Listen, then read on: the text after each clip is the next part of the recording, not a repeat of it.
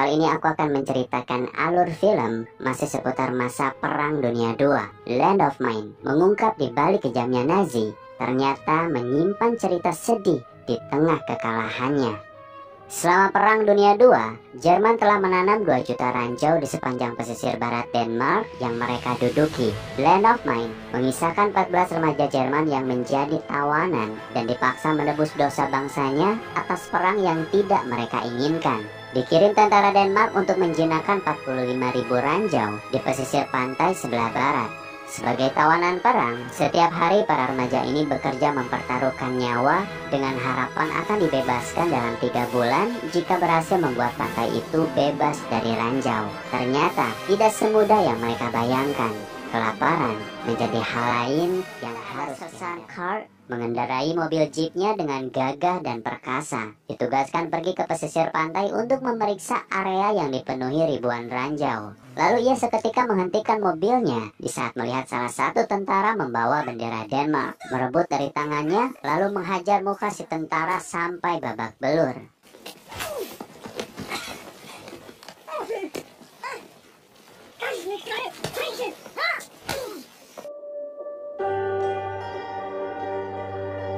Kemudian sampailah ia di tepi pantai untuk melaksanakan tugasnya, mengorganisir guna pembersihan bom ranjau yang telah ditanam Jerman selama perang, menandai dengan menancapkan bendera hitam di setiap areanya.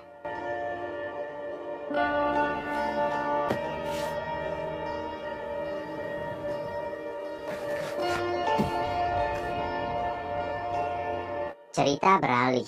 Ada mobil truk tahanan yang di dalamnya ditumpangi oleh beberapa tawanan remaja Jerman. Wajah polos mereka dibaluti ketakutan dan rasa cemas menghadapi nasib yang harus dijalani.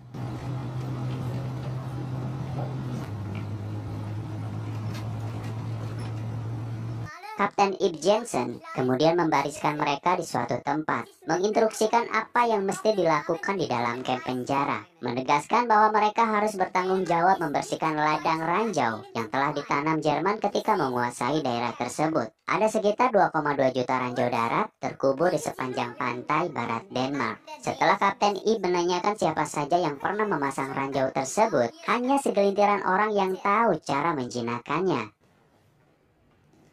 Selebihnya, hanya anak-anak remaja yang tidak tahu apa-apa, dipaksa untuk berperang saat Jerman mulai di ujung tanduk. Akhirnya, merekalah yang harus kena getahnya. Ranjau digali dan dikuburkan di kedalaman 15-20 cm, itu relatif mudah untuk dideteksi, pikir Kapten Ib. Tidak masalah jika mereka langsung diturunkan segera menjinakkan ranjaunya. Tanpa buang waktu, sang kapten melatih mereka di area tersebut dengan bom yang masih aktif.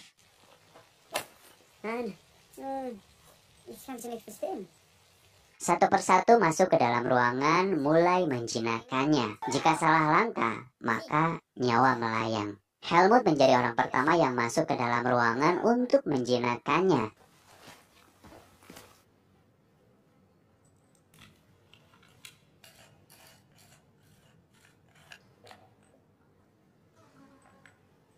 Ia berhasil dalam waktu relatif cepat. Selanjutnya Wilhelm dengan muka tegang langsung bergegas pergi ke dalam.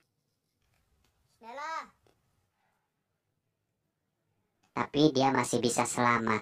Disusul Werner, si wajah innocent, tangannya gemetar ketakutan, nampak pasrah tanpa ragu menjinakkannya.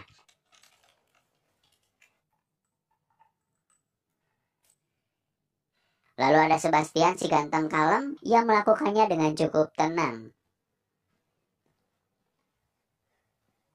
Disusul Ludwig yang nampak takut, bahkan ia tidak sanggup memegang pemicu ranjaunya hingga memakan waktu sangat lama di antara peserta lain.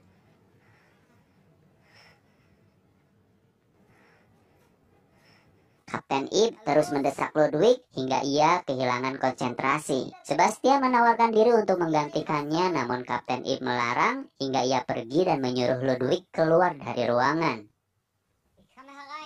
Ludwig tetap memaksa ingin menyelesaikan misinya. Kapten Ib perlahan meninggalkan ia sendiri, lalu keluar dan menyuruh partnernya segera tutup telinga.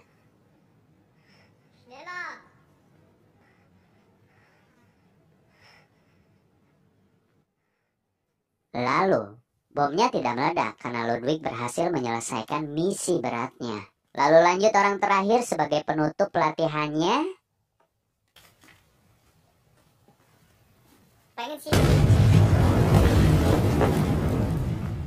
Ini baru meledak.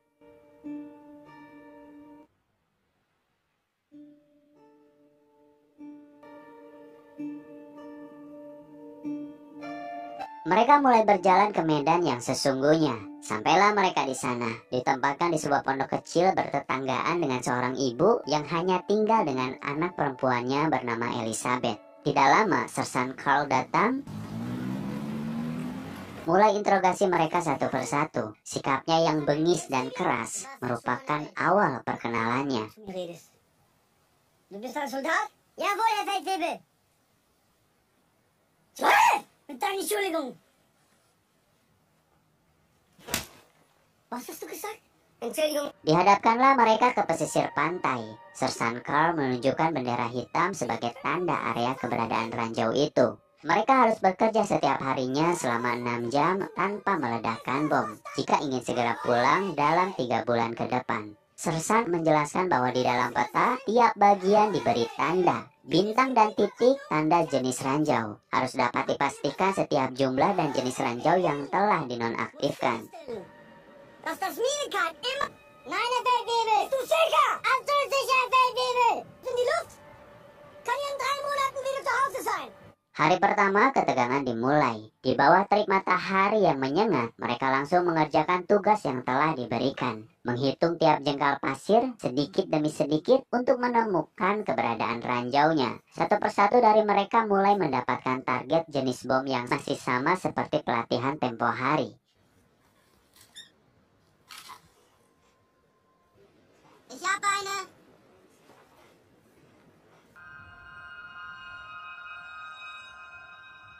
Masing-masing tidak mengalami kesulitan di hari pertama. Hari mulai sore, Sersan Carl datang menyuruh mereka segera tidur, lalu menguncinya dari luar. Tidurlah mereka dalam keadaan kelaparan setelah bekerja seharian.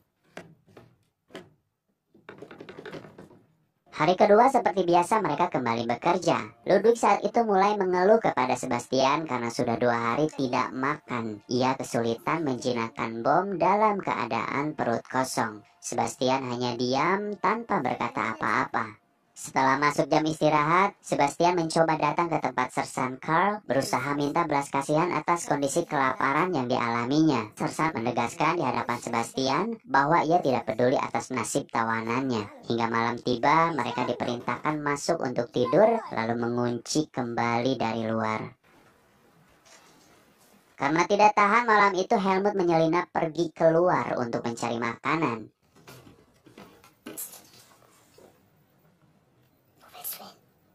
Di pagi harinya, keanehan terjadi. Si kembar memohon kepada Sersan karena salah satu dari mereka sedang sakit demam. Ia meminta izin istirahat 1 jam agar saudaranya bisa pulih kembali. Tanpa perasaan dan belas kasihan, Sersan malah menyentak mereka, menyuruhnya kembali kerja.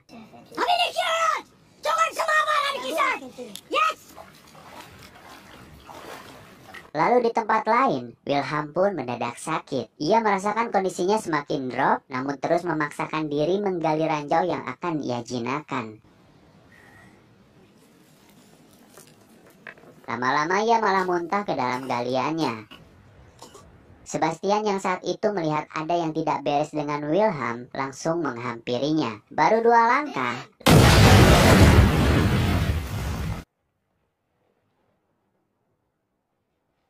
ledakan terjadi menghantam tubuh Wilhelm. Akibatnya, kedua tangan Wilhelm hancur. Kondisinya sangat mengenaskan. Yang lain hanya diam terpaku melihat ia merengek ingin pulang ke pangkuan ibunya.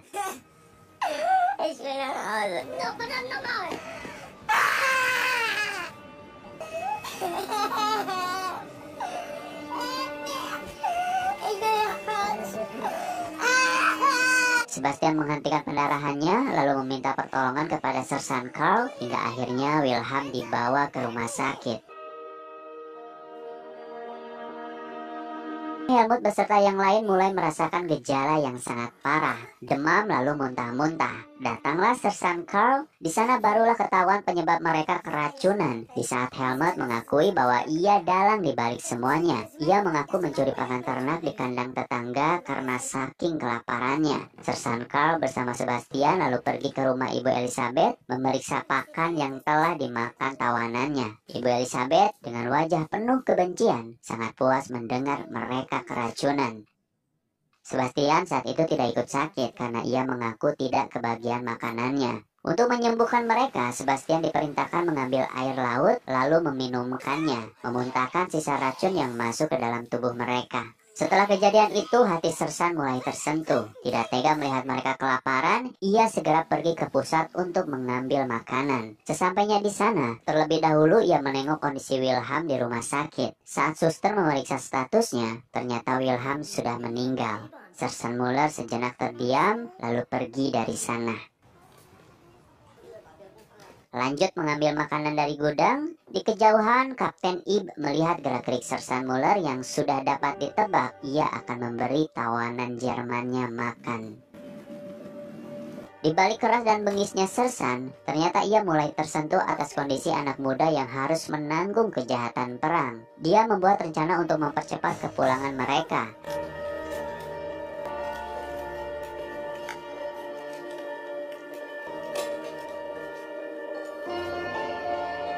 Terpaksa ia bohong atas kematian Wilhelm, bahwa Wilhelm telah sembuh dan sudah dipulangkan ke Jerman. Sersan Carl menghimbau menambahkan jam kerja mereka dari 6 jam menjadi 10 jam agar bisa mempercepat waktu kepulangan mereka ke negaranya. Die slechtste Neuigkeit ist, Malam itu, para tawanan tiba-tiba dikumpulkan di luar oleh kelompok pasukan Kapten Ib. Mereka dijadikan mainan dan lelucon. Ludwig terpilih paling sial saat itu. Ia disuruh minum air kencing mereka, bahkan mukanya disuguhkan bokong budik demi kepuasan mempermainkan para tawanan. Untungnya Sersan Carl terbangun atas kegaduhannya, menghampiri mereka lalu menghentikan perilaku bejat yang tak seharusnya dilakukan di hadapan anak kecil. Kapten Ib mulai melihat keanehan dalam diri Sersan Carl, menunjukkan perilaku seperti sudah mulai menyayangi mereka. Kapten Ib mengingatkan bahwa ia sedang bertugas, bukan untuk beramal terhadap tawanannya. Jangan membuang anggaran negara untuk memberi makan mereka. Esokan harinya, para tawanan muda mulai bertugas kembali seperti biasa. Sebastian dengan kejeliannya merasakan ada yang berbeda atas penemuan ranjaunya. Ketika nyaris diangkat, ternyata di bawahnya ada pemicu yang lain. Mereka sudah memasuki area ranjau dengan bom ganda. Sebastian langsung memperingati semuanya. Untungnya satu persatu mendengar instruksi Sebastian, tapi tidak dengan Warner. Ia terlalu jauh untuk mendengar peringatan dari saudara kembarnya.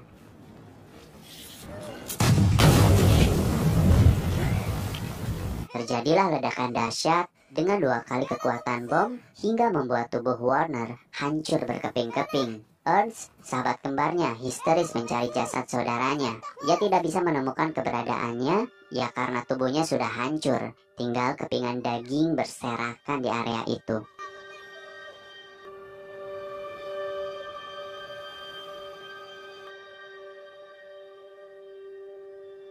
Terhitung baru 2 korban yang harus mati terkena ledakan bom. Ernst kini telah kehilangan belahan jiwanya. Sersan Carl menyuntikkan obat penenang, menjaganya, tangannya menyentuh dengan penuh kasih sayang, seolah mulai ikut merasakan penderitaan mereka.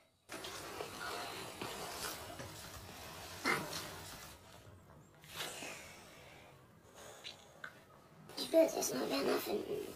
Wir müssen ans Strand, ja. Es muss alles wieder aufgebaut werden.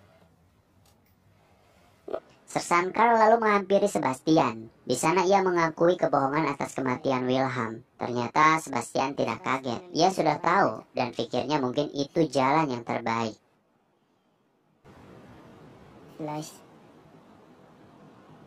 Malam harinya Sersan Carl mulai tidak mengunci mereka dari luar. Kini ia sudah percaya, bahkan mungkin sudah tumbuh rasa cinta terhadap anak-anak tawanannya.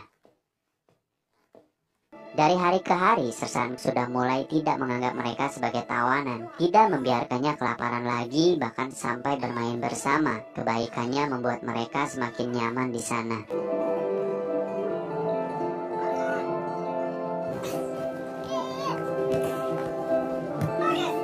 Namun tidak dengan Ernst. Ia selalu menyendiri semenjak kematian saudaranya. Hingga kebersamaan dan kebahagiaan itu harus lenyap seketika.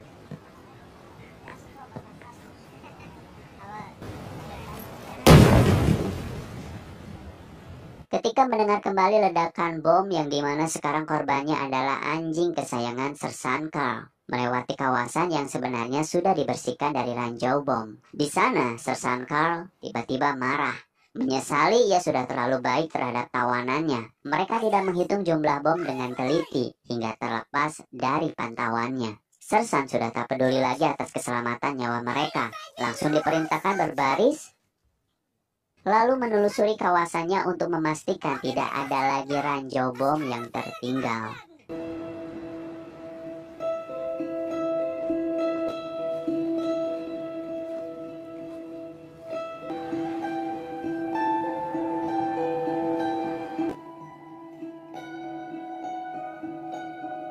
Sejak itu, mereka terlantar kembali, merasakan situasi seperti pertama kali mereka menginjakan kaki di sana. Hingga tiba-tiba dikejutkan dengan kedatangan Ibu Elizabeth meminta tolong kepada semua tawanan untuk menyelamatkan anaknya yang kini sedang bermain di kawasan bom ranjau.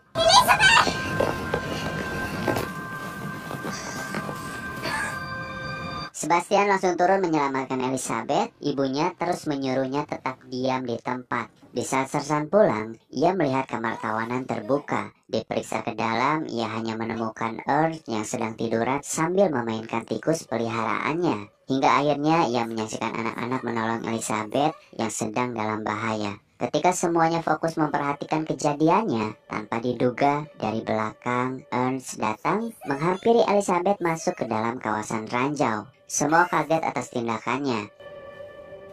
Sebastian yang saat itu terus berusaha menyisir bom hingga dapat mencapai keberadaan mereka berdua. Ia meminta Ernst untuk membawa Elizabeth ke pangkuannya.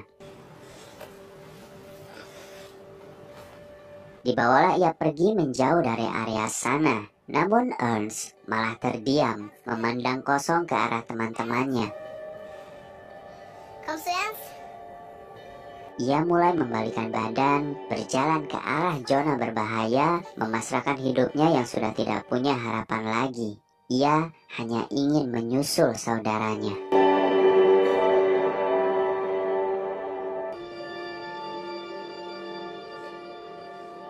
Sebastian sangat terpukul atas kejadian itu. Sersan datang, menyuruh hapus air matanya, menguatkan Sebastian untuk terus melanjutkan misinya agar cepat-cepat segera pergi dari sana.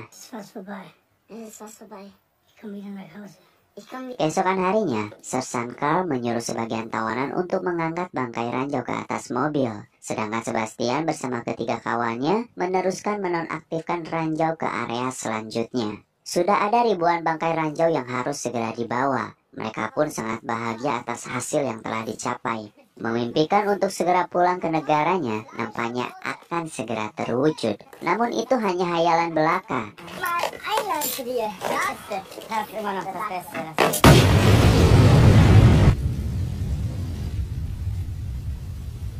Setelah salah satu dari mereka melempar ranjau ke atas truk yang sebenarnya masih aktif, hingga terjadi ledakan yang sangat dahsyat. Mereka yang selamat, termasuk Sersan Carl, berlari menghampirinya dan melihat semua sudah hancur tak tersisa. Hingga waktunya tiba, mereka dipulangkan ke negaranya.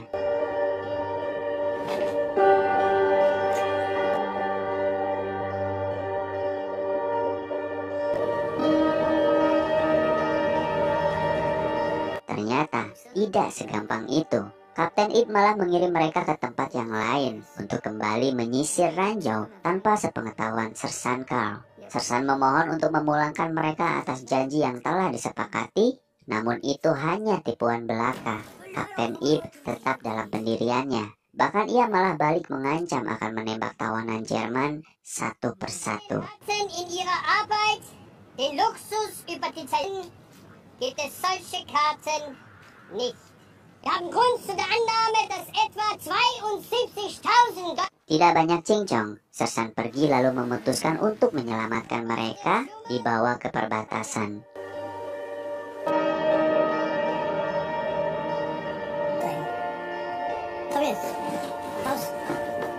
Menyuruhnya segera lari ke sana, berlarilah mereka untuk segera menemui keluarganya.